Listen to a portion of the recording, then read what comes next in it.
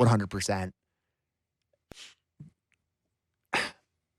Should they have put him on LTIR and spent the money? And, do you think he would have pushed back against that his first year as the captain? But, this is all hindsight 2020 stuff, clearly. But, we're captain hindsight right now. The Leafs aren't playing anymore.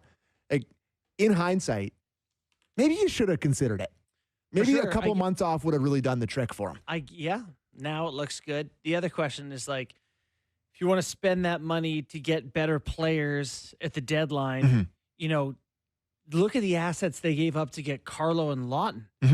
What else could you have it's fair take. purchased with what you had, to use the Matthews money? But they had to add extra to be able to retain and all this different stuff. Yeah. So I know. I don't know. We had these conversations, guys. We talked about putting him on a long-term IR. We had the conversation of don't go to Four Nations. Yeah. Don't go. We had that conversation a lot. A lot. And what happens if, me personally, I didn't like him coming out and playing the injury card. I think he just should have been quiet about it. Oh, he was asked about it. He didn't volunteer it. No. He's asked about it. No, you when you answer it, you volunteer your answer. He could have said, no comment. I'm not going there. I'm not using it as an excuse, right? We just weren't good enough. I would have preferred him to be more forthcoming to help him his own perception, to be honest with you. But anyways, we don't have to go too deep into it. If you were good enough to be on the ice, then just let your play stand alone. That's my whole point. Yep. Sam. It's fair. Sam. It's fair. That's all, right? Fair. Because everybody's hurting. Everybody's not 100%. I'm sure he wasn't, of course, but anybody can turn around and say, I'm hurt or I'm not 100%. Hey, are you hurt? And he said, I don't want to talk about it. And then we're saying, how dare he talk about it? It's like what he had to say words. I don't know. Tough spot for this kid. Yeah, but you could have just said, no, I was good enough to play. Yeah. Okay. That's all. All right. Anyways. So, yeah, that's why I brought it up. All right. I shouldn't have. You want to start into this a little bit? Yeah, I do. Okay. So, once again, let's revisit the fact that I gave you a homework assignment. Yes. And I asked you for, let's just say, for argument's sake, 5 top decisions made over the course of Brendan Shanahan's tenure with the Leafs, and 5 not so great. I had a lot easier time with not so great. Do you want to start with not so great or great? I mean, let's start with not so great. Present away. So hold on. 13 bad ones. Okay, but did you rank them from least to the worst?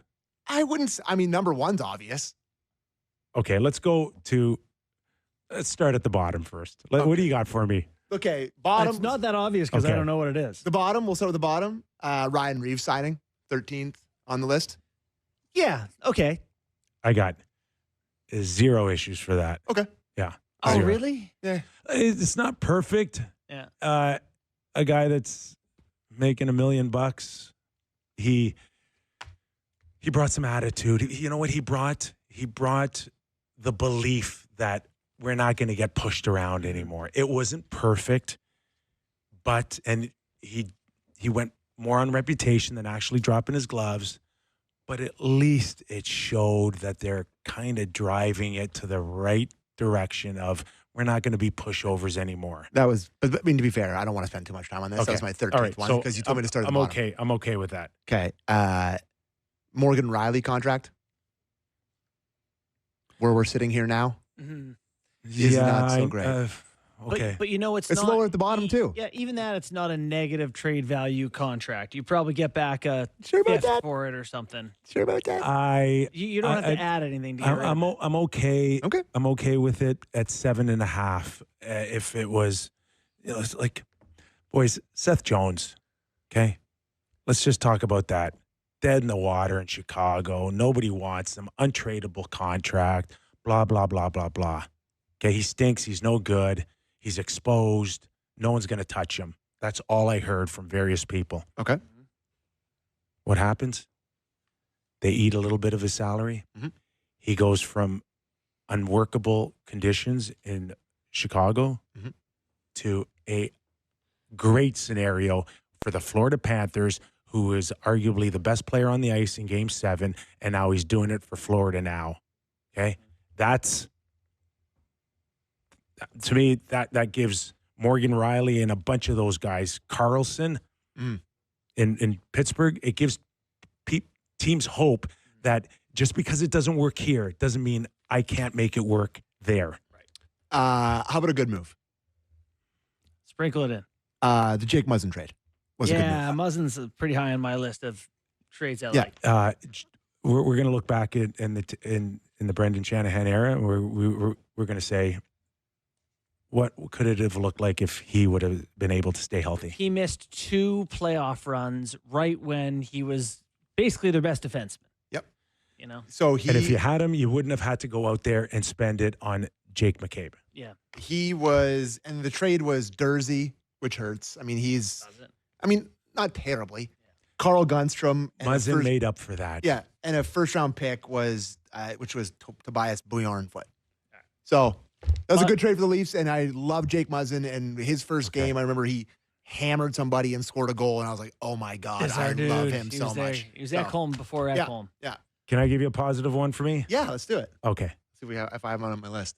Stolars. Yeah. Yes. And I know at the very beginning we're like, okay, can he stay healthy? Can he stay healthy? And lo and behold, he couldn't stay healthy. Yeah. But what he gave the Leafs to win the Atlantic Division and solidify that they were going to get out of the first round was way more than I ever thought. Yeah. And the goaltending was as spectacular as I've seen.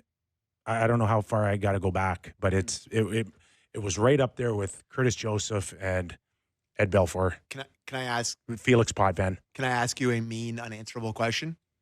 Yes. Do they beat Florida with him as a starting goalie? I think it's a fair question. If he would have been able to stay healthy, I think it's a fair question.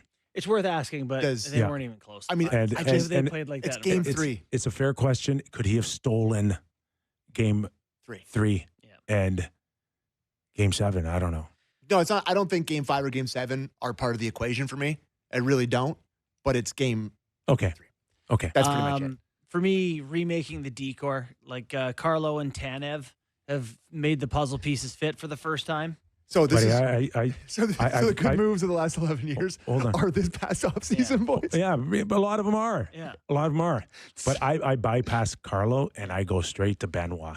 Yeah. Okay. He brought in Benoit to me was Tanev. bigger than Carlo. I was shocked. I remember watching Benoit in the first exhibition game going, that guy can't skate. Yeah.